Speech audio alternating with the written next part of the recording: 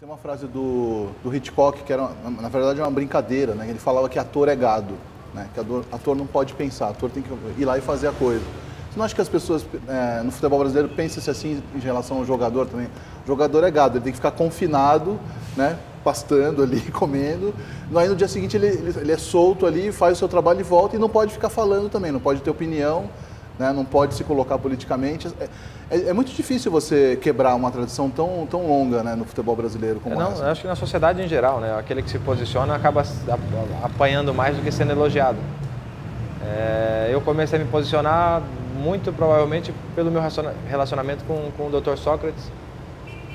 Eu já escrevi alguns textos e tal, e certa vez eu tive que me posicionar contra a torcida corintiana jogando no Corinthians. Eu tinha medo, evidente, de publicar o texto. Uhum. Mas eu sentia que eu devia fazer aquilo. Então, eu liguei para ele e ele falou, faz o seguinte, me manda por e-mail e vem para casa. Até você chegar aqui eu já li e a gente conversa. Uhum. Mandei o e-mail para ele, fui para lá. Quando eu cheguei, aqui, um jeitão dele bem tranquilão, de chinelo no dedo. Ele falou, tá vendo aquela cadeira ali? Senta ali e lê o que eu escrevi. Você precisa entender uma coisa antes de publicar. Teu pensamento está correto, a tua ideia está correta, teu texto está bom. Mas entenda o que eu escrevi lá para você poder se defender depois. E lá ele dizia exatamente isso. Primeiro, que eu não podia contestar o corintianismo, a paixão do corintiano. Isso estava acima de qualquer outra coisa. Você está falando com 2 corintianos, né? Ao mesmo tempo, ele falou, se você vai dormir tranquilo, se você consegue dormir tranquilo depois de fazer isso, que você faça. Se você tem argumentos para se defender com relação à sua ideia, ao teu embasamento, mantenha. Mas saiba que você não vai conseguir agradar nem perto da metade das pessoas. Uhum. Porém, você vai estar se agradando, então toca a sua vida em frente. E foi mais ou menos a partir daí que eu segui a minha vida e comecei a ser um cara muito mais crítico publicamente, porque pessoalmente eu sempre fui chato pra caramba. Uhum. Fala um pouco mais desse encontro com Sócrates, eu não sabia dessa história. O Sócrates acabou iniciando uma relação, um namoro, depois virou casamento com uma amiga minha de longa data. Uhum. E ela me ligava sempre e falava, olha, eu conheci um cara que eu acho que é o teu futuro. Isso em 2009, 2010. Me parece, vocês são malucos iguais, vocês pensam muito parecido. E eu queria marcar um jantar. E quando eu cheguei lá na casa deles, era Sócrates. Nossa. E aí... Vou morrer. E vai vinho, e vai cerveja, a gente vai conversando. E daqui a pouco ela saiu de perto e falou, não aguento mais vocês dois conversando de futebol. Isso virou uma rotina, assim. Quase todo mês a gente tinha um encontro desses, eu ia na casa deles, jantava. Uhum. E eram momentos muito legais, foram poucos, porque durou muito pouco, foi um período já que ele estava começando a adoecer, mas que vão ficar marcados para sempre na minha cabeça. Quer dizer que então a democracia corintiana foi uma inspiração forte para o bom senso? Essa democracia é um exemplo de movimento e num momento político muito mais importante para o país. Mas sem dúvida nenhuma tem muita influência das conversas e da coragem que o Sócrates me passou. É justamente isso. A democracia corintiana, ela apareceu num momento difícil, né? Era difícil para os jogadores se posicionarem politicamente, né? E ela está fazendo 20 anos agora, né? E desde então o único movimento organizado de jogadores foi o de vocês, o Bom Senso Futebol Clube, né? De que maneira o Bom Senso Futebol Clube não só pode influenciar no futebol brasileiro, que é o seu objetivo primário, assim, mas na política como um todo e na consciência política do torcedor, por exemplo? Eu acho que é fundamental. Eu acredito no esporte como um meio transformador, como um fio condutor de disciplina, de ética, de superação e político. Porque a gente consegue conversar diretamente com a juventude, né? Todos os jovens, a maioria deles assiste futebol, acompanha diariamente todo o noticiário. E acho que esse tipo de movimento, mostrando que atletas bem resolvidos e que poderiam estar tranquilos, deixaram de reclamar, deixaram de criticar, que é uma prática comum do povo, da população, com relação ao governo, com relação ao país, com relação ao vizinho. A gente parou de reclamar e falou o que a gente tem que fazer para tentar mudar isso. Botamos as mãos na massa, criamos um movimento, apresentamos as propostas, isso é uma coisa inédita no país, porque no futebol brasileiro nunca ninguém tinha apresentado propostas. E a gente está tentando. Eu acho que isso serve de exemplo para as pessoas que hoje ou só reclamam ou estão acomodadas achando que o problema ou a culpa é sempre do outro. Então a gente se colocou no centro do problema e falou, nós fazemos parte desse furacão. Ou a gente se mexe ou a gente vai continuar girando em círculos até cair para trás. No centro desse furacão tiveram alguns manifestos, mas nunca houve uma greve de jogadores do futebol brasileiro. Isso chegou a ser pautado dentro do Bom Senso? Uma greve? Inúmeras vezes. A gente passou perto de 2 greves do ano passado, em 2 momentos distintos. No segundo deles, a gente acreditava que a gente estava sendo manipulado a fazer a greve para que houvesse a virada de mesa.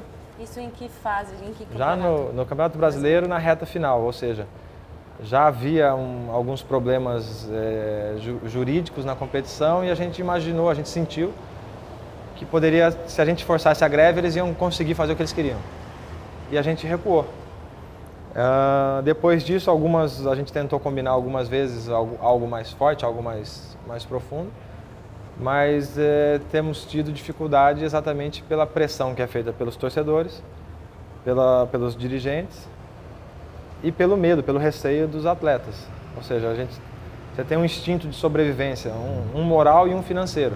E quando um desses dois ele é aguçado, por exemplo, você está na selva e aparece um leão, você corre para a árvore.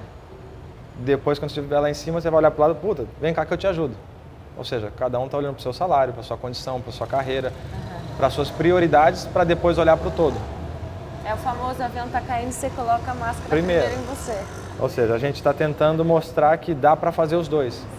E que o clube não deveria retaliar, o dirigente deveria abraçar a causa porque a gente está pensando no bem do clube também, não só dos atletas.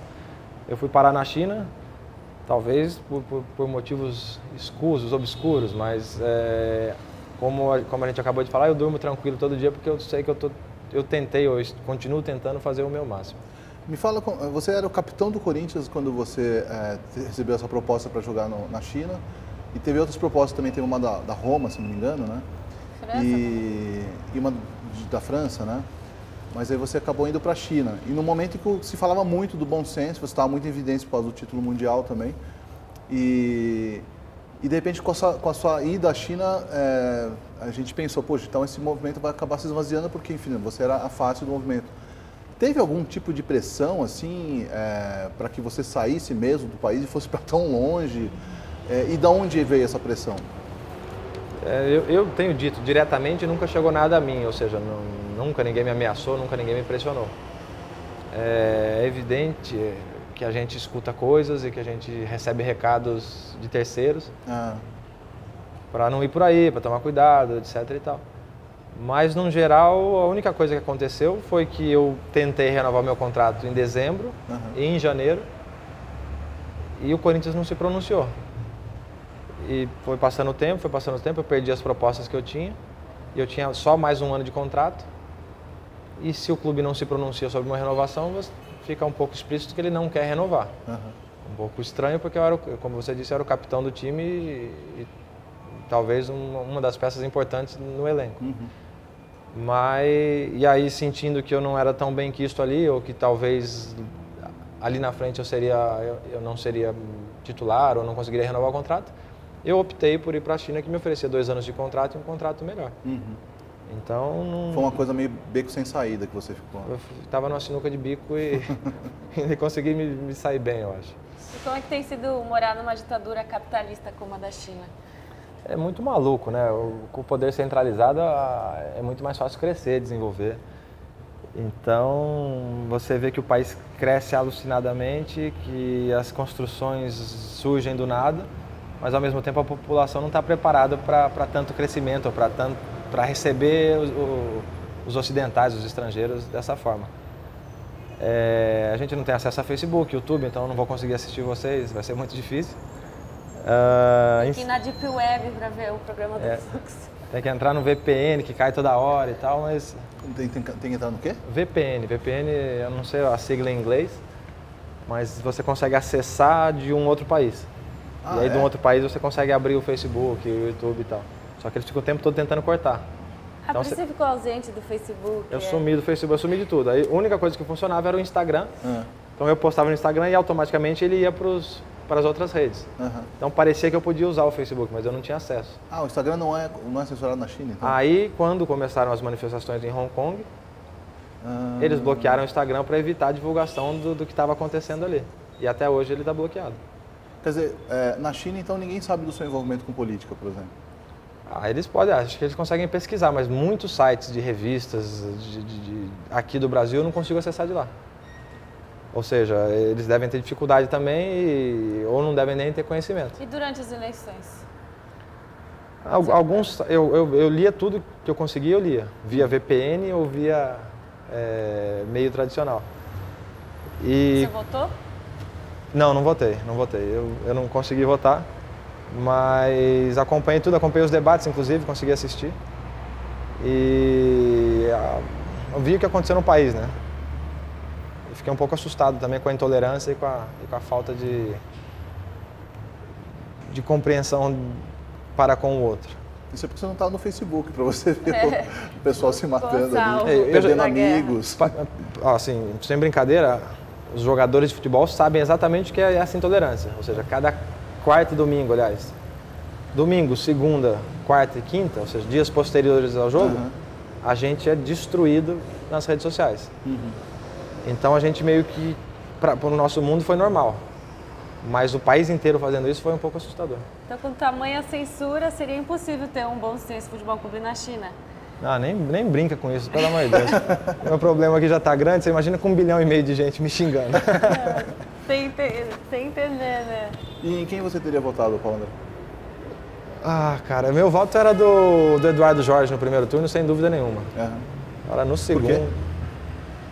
Aliás, assim, Eduardo Jorge e Luciana Genro, disparado para mim as melhores ideias, as melhores propostas.